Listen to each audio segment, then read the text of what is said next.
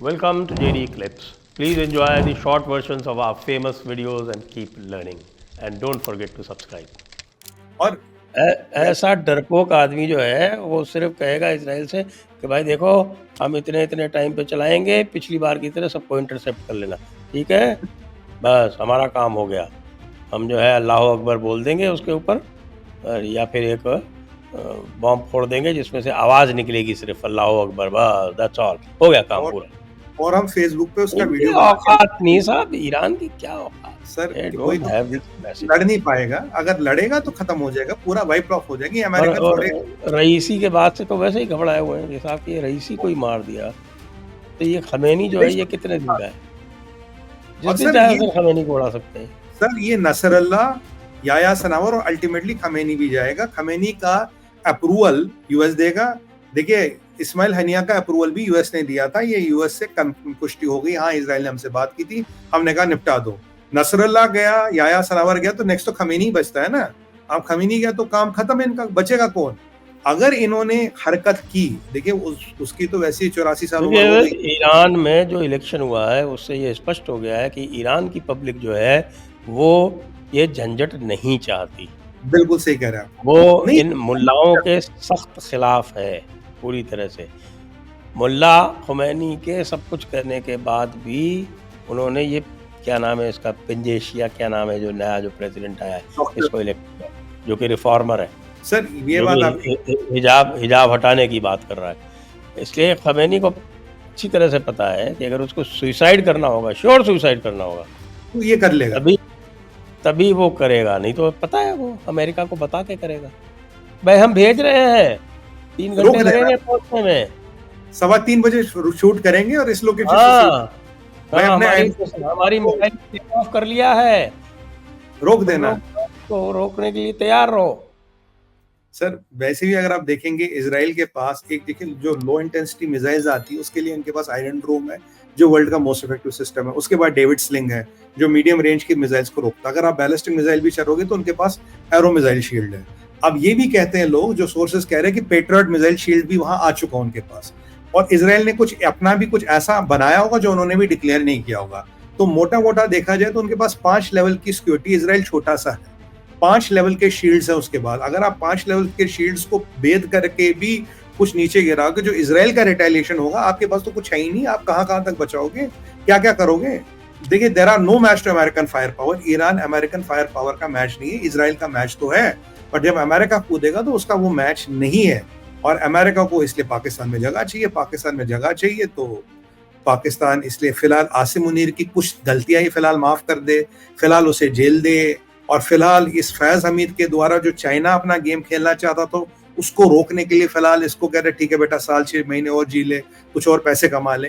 देखो भागेगा तो ये भी अमेरिका। आपको पता वर्जीनिया में इसने बहुत बड़ा मकान लिया है, बहुत बड़ा मेंशन लिया, जो वर्जीनिया का मोस्ट एक्सपेंसिव एरिया है, वहां ये सबसे बड़ा मेंशन लगभग ये ले चुका है। तो अल्टीमेटली से डील ये भी होगी, तुझे अमेरिकन पासपोर्ट भी देंगे, तुझे अमेरिकन सिटीजनशिप भी देंगे, वक्त आने पे बीवी बच्चों को लेके पहुंच जाना, नया पासपोर्ट देंगे, वर्जीनिया में रहे और तेरे को प्रोटेक्शन भी मिलेगी और ठंड पा। और जब हम बोलेंगे जैसा बोलेंगे वैसा कर देना। जिस दिन गुड मॉर्निंग बोलेंगे उस दिन गुड मॉर्निंग कर देना, जिस दिन बोलेंगे हेल जीसस उस दिन हेल जीसस कर देना, जिस दिन जरूरत पड़ी उस दिन अल्लाह अकबर बोल देना। लेकिन एक बात तो कहनी पड़ेगी सुमित जी, जी एक बात तो कहनी पड़ेगी साहब, ये जो ISI वाले हैं, ये इतना सब होते हुए भी इन्होंने बांग्लादेश में भी पंगा तो कर ही लिया। जो बांग्लादेश में जो भी पंगा हुआ है वो अमेरिकन से हुआ है। पहले जो शुरू में मैंने भी एनालिसिस की थी, सोच रहे थे कि इसमें कुछ चाइना का हाथ होगा, लेकिन अल्टीमेटली चाइना का हाथ तो निकला नहीं, क्योंकि सेंट मार्टिन्स लेने के चक्कर में, जो सेंट मार्टिन्स आइलैंड ये लेना चाहते हैं, वो तो चाइना भी नहीं चाहता, और जो वहाँ पे वो जो कुछ गैस लेना चाहते हैं वो चाइना भी चाहता था। तो बेसिकली चाइना को इन्होंने वहाँ से थोड़ा सा खिसकाया है, तो चाइना भी बाद में कुछ करेगा रिटेलिएट इनके लिए। अब वैसे तो चाइना के लिए बहुत अच्छा मौका है कि इंडिया से हाथ मिला ले, लेकिन वो तो उनका जो वो पागल बैठा हुआ है शी जिनपिंग, वो नहीं करने देगा, वो नहीं करने देगा। तो ये जो इनकी कैपेसिटी है इंटरनेशनल न्यूसेंस या इंटरनेशनल माइग्रेन, एक तो इंटरनेशनल रंडी वाली कैपेसिटी है और दूसरी जो है वो इंटरनेशनल न्यूसेंस वाली कैपेसिटी है। वो जमात इस्लामी जो है, वो जमात इस्लामी को इन्होंने ही पनपा के रखा है आज तक, और यहाँ करेक्ट। रिजॉइस कर रहे हैं, कह रहे हैं कि देखो देखो साहब, हमने ईस्ट पाकिस्तान वापस बना दिया बांग्लादेश को। सर यहाँ पे 2-3 प्रकरण है। आप थोड़ा, हमारे पास टाइम तो है अभी, तो उसको कवर कर लेते हैं जल्दी से। पहली बात ये है कि अगर आप ये देखिए, जनवरी में डोनाल्ड ल्यू आया था, शेख हसीना से मिला, बोला सेंट मार्टिन आइलैंड हमें चाहिए, हमारे पास इस क्षेत्र में बेस नहीं है, हमें बेस चाहिए। उसने कहा ठीक है जी, मैं बेस तो नहीं देती आपको। कह रहा ठीक है। तो उन्होंने इलेक्शन को स्कटल करने की कोशिश की, विक्टोरिया न्यूलैंड वहां गई थी। अल्टीमेटली इलेक्शन जैसे तैसे बच गया, भारत ने पीछे से सपोर्ट दिया और इस इलेक्शन को कहीं ना कहीं लेजिटिमाइज किया। इलेक्शन के बाद अमेरिका बोलने लगा ये तो हुआ ही नहीं, अपोजिशन से पार्टिसिपेट किया नहीं, ये वन साइडेड इलेक्शन है वगैरह, पर भारत के सपोर्ट के कारण ये चलता रहा। अब आपको याद होगा शेख हसीना यहाँ आई थी। एक पॉइंट सर मैं बता दूं, शेख हसीना अगर 22 बार इंडिया आई है तो 44 बार चाइना गई है, मोर देन डबल। बांग्लादेश के चाइना से आते थे, बांग्लादेश का लोन चाइना से आता था, बांग्लादेश का एक्सपोर्ट चाइना को होता था। चाइना ने कई हजारों आइटमों पे इनसे ड्यूटी नहीं लगी, इंपोर्ट ड्यूटी नहीं लगाई, जबकि इनका ट्रेड सरप्लस था अमेरिका के साथ 8 या 10 बिलियन डॉलर का। और जो इनकी फ्लैगशिप इंडस्ट्री है गारमेंट एक्सपोर्ट, वो सारा अमेरिका में बिकता था। और उसका 98% रॉ मटेरियल जो कटसी इंडिया है, वो इंडिया देता था कॉटन। 98% कॉटन यहाँ से जाता, बांग्लादेश में नहीं उगता। उसी से वो अपने चादरें, बेडशीट बना के, टी शर्टें बना के अमेरिका में बेचते थे। तो जो बांग्लादेश में उन्नति थी, जो उनमें यहाँ फॉरेन एक्सचेंज आता था, उसका सूत्रधार, उसका कारण था भारत। और जबकि भारत चाहता तो वो इंडस्ट्री अपने यहाँ लगाए, क्योंकि कॉटन हमारा, हमारे पास भी गाँव में, कस्बों में इंडस्ट्री लगा के कर सकते थे, पर भारत ने ये किया नहीं। ठीक है, पर ये धीरे धीरे शेख हसीना सर ये चाइना की तरफ टिल्ट होती रही। और जो चाइना का 2022 में, आपको याद होगा, एक बैलिस्टिक मिसाइल एमआरओ बांग्लादेश में खुलने की इसने इजाजत दी थी 2022 में। तब से रिलेशंस में थोड़ा ट्विस्ट ज्यादा आ गया, क्योंकि चाइना का अगर आप बैलिस्टिक मिसाइल का एमआरओ वहां खोल रहे हो, तो मतलब जो एक रिपेयर मेंटेनेंस सेंटर टाइप है, तो वो भारत के लिए अच्छा नहीं, आपको अपनी जमीन यूज करने नहीं देंगे। अब ये जो यहाँ आई, इसने मोदी जी को बोल दिया जी आप तीस्ता पे बांध बना दो, हम आपके साथ तैयार है। अब तीस्ता पे बांध क्यों सर? क्योंकि जब तीस्ता एंटर करती है वेस्ट बंगाल, सिक्किम से चलती वेस्ट बंगाल होते हुए एंटर करती है, हमारे और बांग्लादेश के बीच 5% वाटर का डिस्प्यूट है तीस्ता में, कोई ज्यादा नहीं है, पॉलिटिकल डिस्प्यूट है।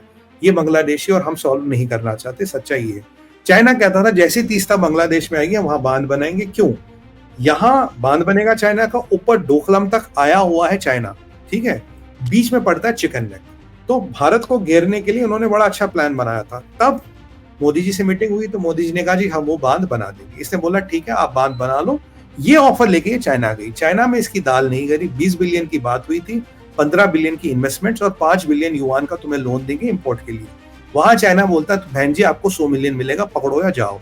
प्रोटोकॉल नहीं मिला, मिनिस्टर टू मिनिस्टर लेवल बात नहीं की, शी जिनपिंग ने थोड़ा सा टाइम दिया, इसकी ट्रेड डेलीगेशन से कोई नहीं मिला, ये झल बुन के वापस आ गई।